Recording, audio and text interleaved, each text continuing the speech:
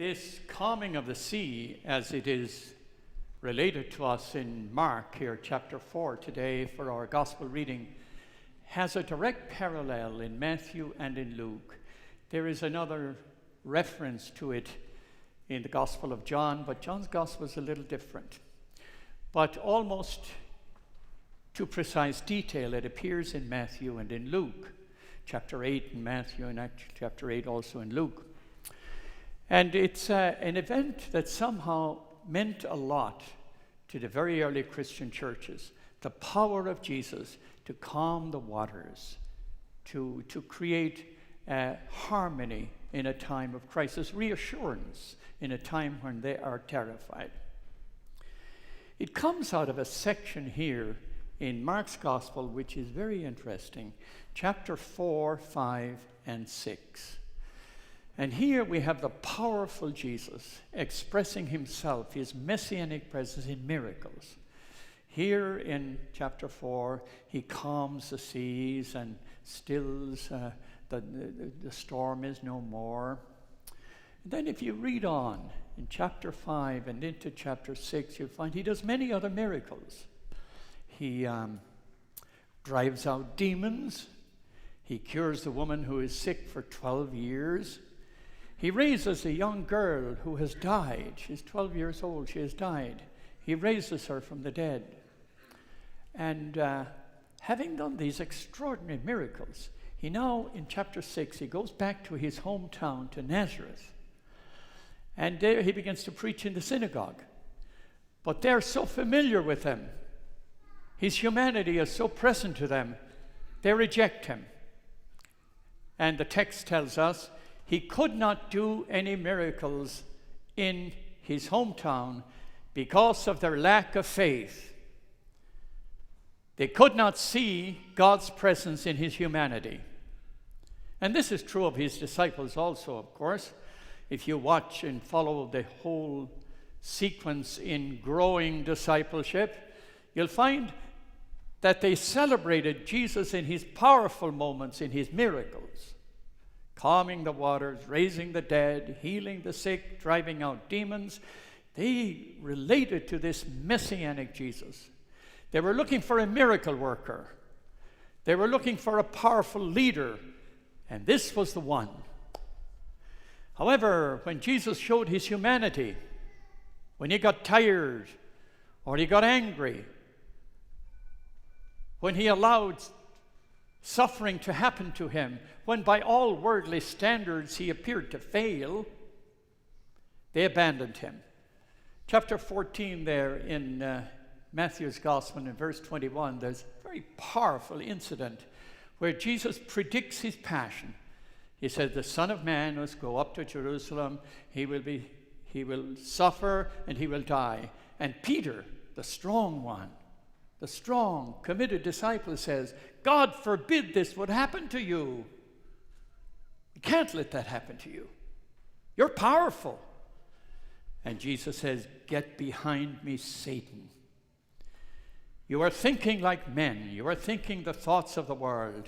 You are not thinking God's thoughts, because God's thoughts, the thoughts of God, reveal God's presence in humanity, in suffering, in human failure. God is present. That's the powerful teaching of this section of Mark's Gospel. And it comes to us in many, many ways. It comes to us when people are perfect and they're holy. We see God's presence in them. When people fail and human weakness emerges and people disappoint us, or a church disappointed us, then somehow it's more difficult to see the messianic Jesus in humanity. We'll find this over and over again in our own human experience, in dealing with our families, our children, our elders, in dealing with our church, how God is enfleshed in the human condition.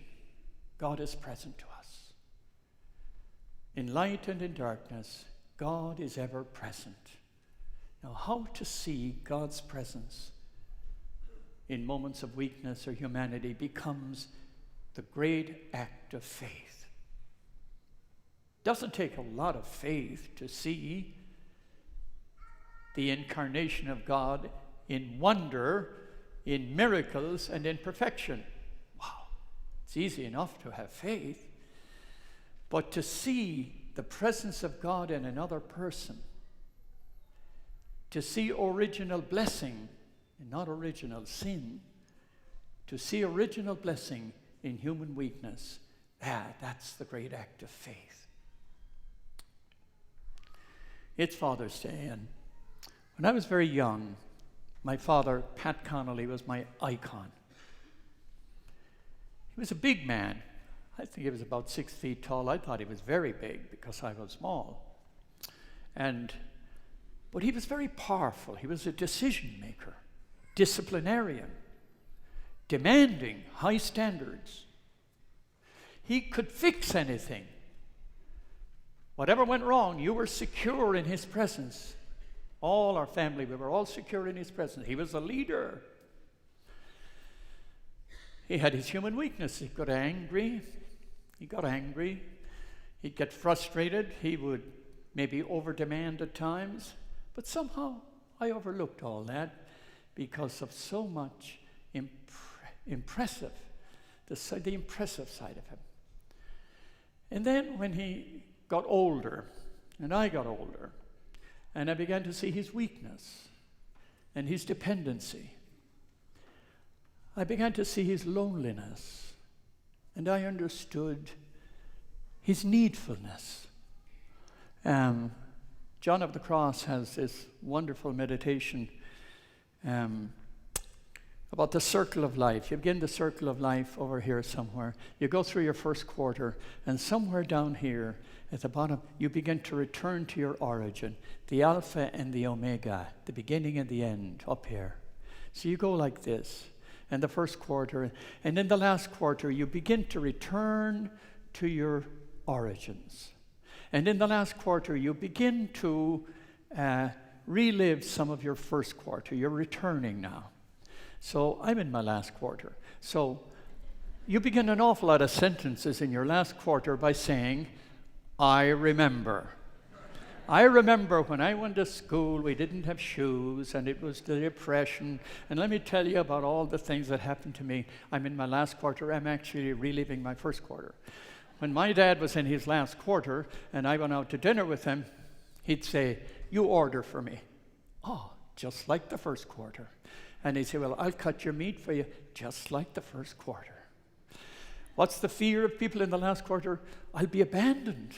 I'll be alone. I'll lose my home, just like the first quarter.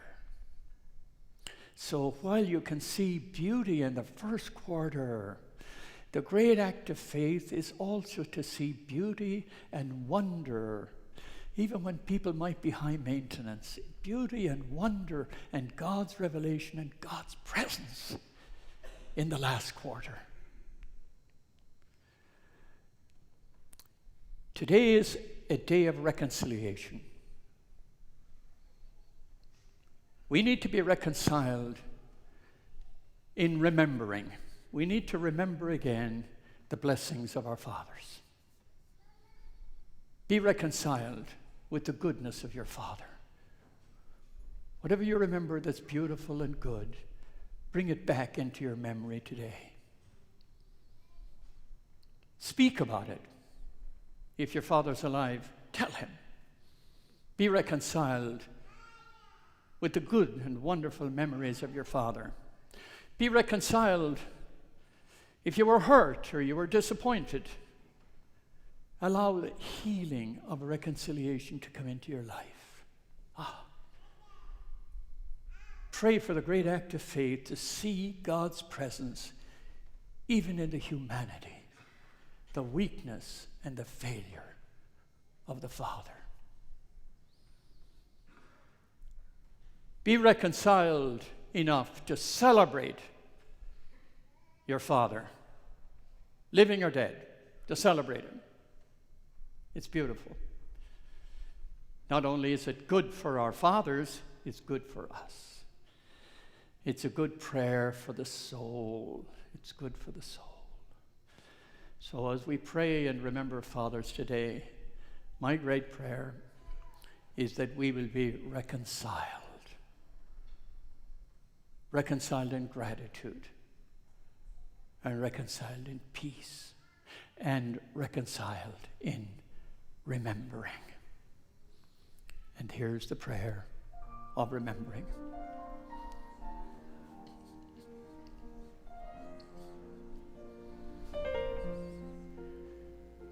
The tears have all been shed now. We've said our last goodbye. His soul's been blessed, he's laid to rest, and I feel all alone.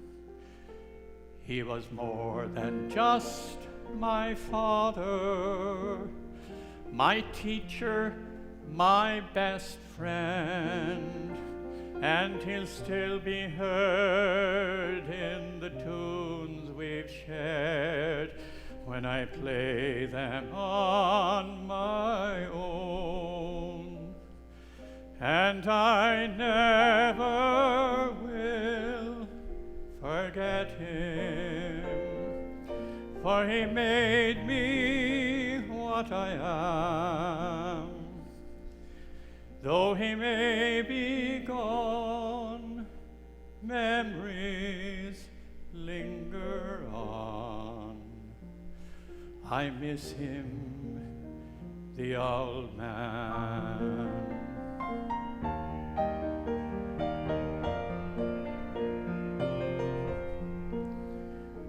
As a boy, he'd take me walking by mountain, field, and stream, and show me things not known to kings, secrets between him and me. Like the colors of a pheasant as she rises in the morn, or how to fish or make a wish beside the fairy tree. And I never will forget him, for he made me what I am. Though he may be gone, memories linger on. I miss him, the old man.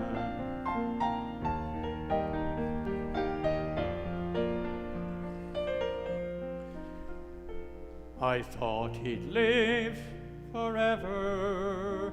He looked so big and strong. But the minutes fly and the years roll by for a father and a son. And suddenly when it happened, there was so much left unsaid. No second chance for words of thanks for all the things he'd done. And I never will forget him, for he made me what I am. Though he may be gone, memories linger on. I miss him, the old man. God, I miss him, the old man.